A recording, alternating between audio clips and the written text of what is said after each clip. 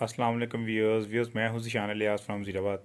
Viewers, आज की जो मेरी वीडियो है उसका टॉपिक है बेसिकली चूज़ों की ग्रोथ कैसे ज़्यादा अच्छी करनी है।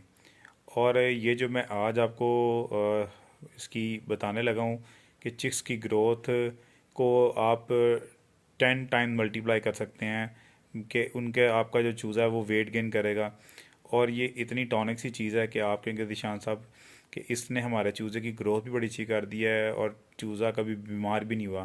क्योंकि देखिए, जब चूज़ा बीमार नहीं होगा, उसकी मतलब ग्रोथ अच्छी होगी, हेल्दी होगा, एक्टिव होगा, तो उस पर भी बीमारी के अटैक कम आएंगे, क्योंकि उसका इम्यून सिस्टम यानी जो जरा बीमारियों से लड़ने की उसमें मदाफ़िज़ ज़्यादा पैदा होगी बनिस्बत उन चूज़ों के जो कमज़ोर हैं। तो ये मैंने खुद अपने बर्ड्स के ऊपर अप्लाई किया है बाकायदा, और चेक किया कि यार इसके क्या असरात हैं।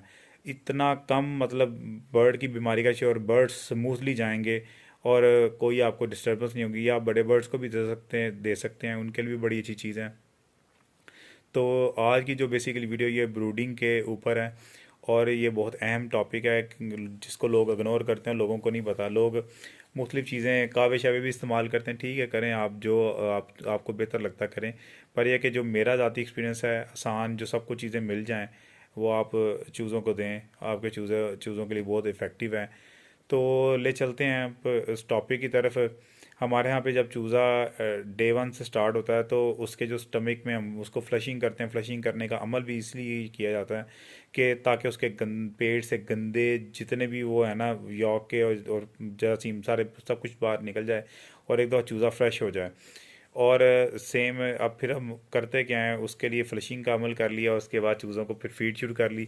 अब होता क्या कि जो फीड हम यूज़ करते हैं ना बेसिकली, उनमें प्रॉब्लम ये है कि हमारे यहाँ पे जितने भी दुकानदार हैं ना हजरात, वो फीड उनकी कईयों की जल्दी बिक जाती है, कईयों की लेट बिकती है, या कईयों ने ऐसी जगह पे उसको रखा होता है जहाँ पे सिल बहुत ज़्यादा होती है, और जिसकी वजह से उनकी फीड में फंगस और बहुत सी ख़तरनाक बीमारियाँ पैदा होने लग पड़ी, क्योंकि फीड के अंदर खुद बजाते इतने गंदे केमिकल्स और अजनास वगैरह शामिल की जाती हैं उनकी ग्रोथ को बढ़ाने के लिए, कि जिसकी वजह से फीड को पानी लगने से उसकी वो असलियत बरकरार नहीं रहती।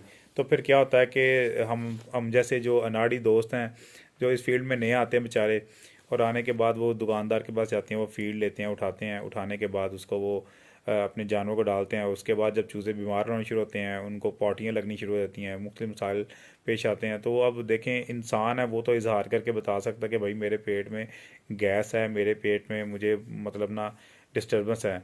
अब ये चूज़ा या मुर्गी आपको नहीं एक्सप्लेन कर सकते। वो ये ज़्यादा सुस्त रहेंगे, अपने लिए कोई दाएँ बाएँ जगह ढूंढेंगे, तो उसके अलावा उसके पास कोई चारा नहीं है।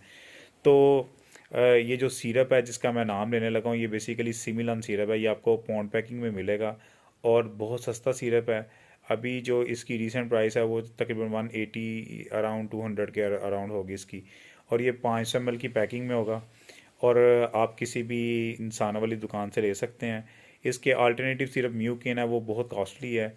वो मैंने कभी भी जो बर्ड्स हैं उनके अंदर वो महंगी महंगी मेडिसिन रिकमेंड नहीं की, क्योंकि यहाँ पे भाई जो डॉक्टर्स रात वेटनरी बैठे हैं भाई, उन्होंने अपनी जेब गर्म करनी है। और मैंने अपनी कोई भी ऐसी कोई जेब जेब करने वाला मैं गर्म करने वाला सोर्स मेरे पास नहीं है।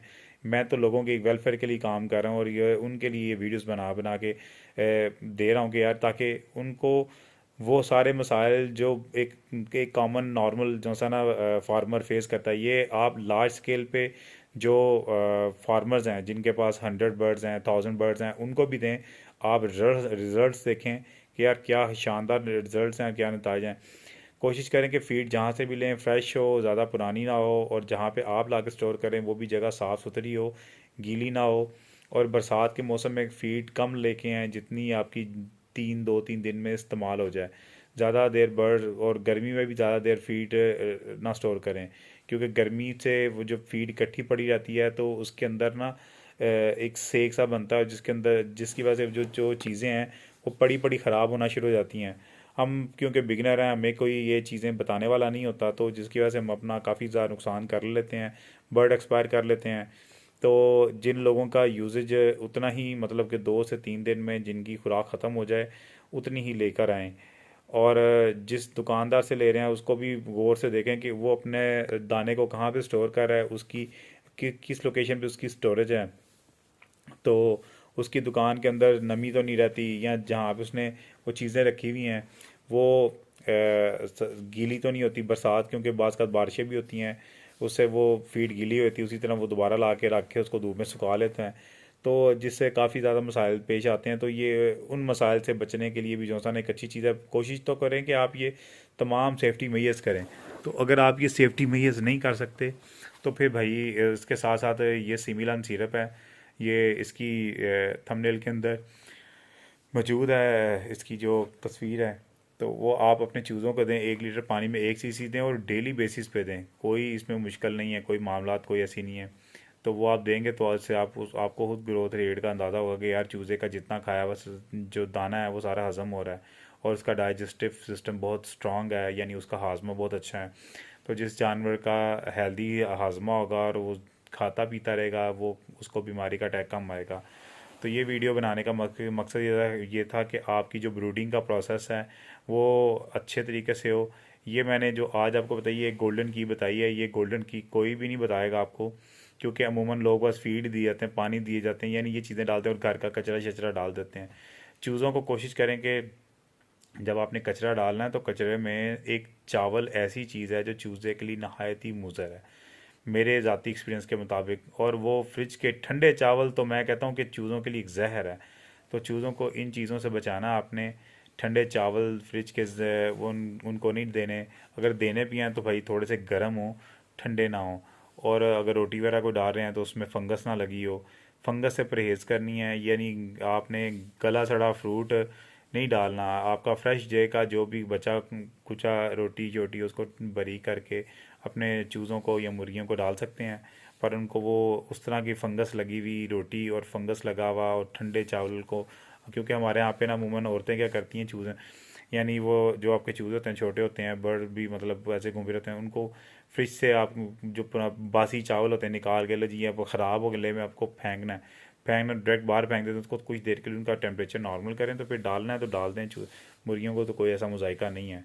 तो उम्मीद करता हूँ कि आपको ये मेरी वीडियो ये पसंद आई होगी।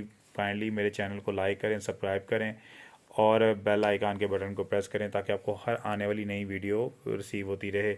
आपका आपकी जो हौसला अफजाई है, आपके लाइक्स, आपके सब्सक्राइब्स करना से मेरा ये जो हौसला बुलंद रहेगा, और मैं आपके लिए ये अपने 9 से 10 साल की जितनी भी इंफॉर्मेशन है, मेरी कोशिश होगी ये वीडियो डॉक्यूमेंटेशन फॉर्म ये आपके पास मौजूद हो। आपको कभी भी कोई मसला हो, आप जी एनर्जी सेवर मतलब ग्रुप पे जाएं, जाके वहाँ से वो वीडियो अपनी बीमारी को जो भी से सर्च यानी सर्च कर लें, तो फिर आपको रिसर्च नहीं करनी पड़ेगी, जितनी रिसर्च हम लोगों ने इसके ऊपर कर ली भी है। ये हमारे एक टाइम का निचोड़ है जो हम आपको बता रहे हैं ये सारी चीज़ें।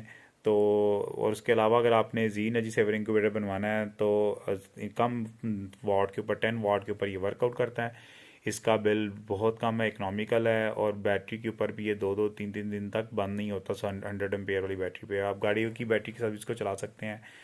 तो मेरा नंबर मौजूद है इस थंबनेल के ऊपर, आप काइंडली मुझसे रब्ता कर सकते हैं।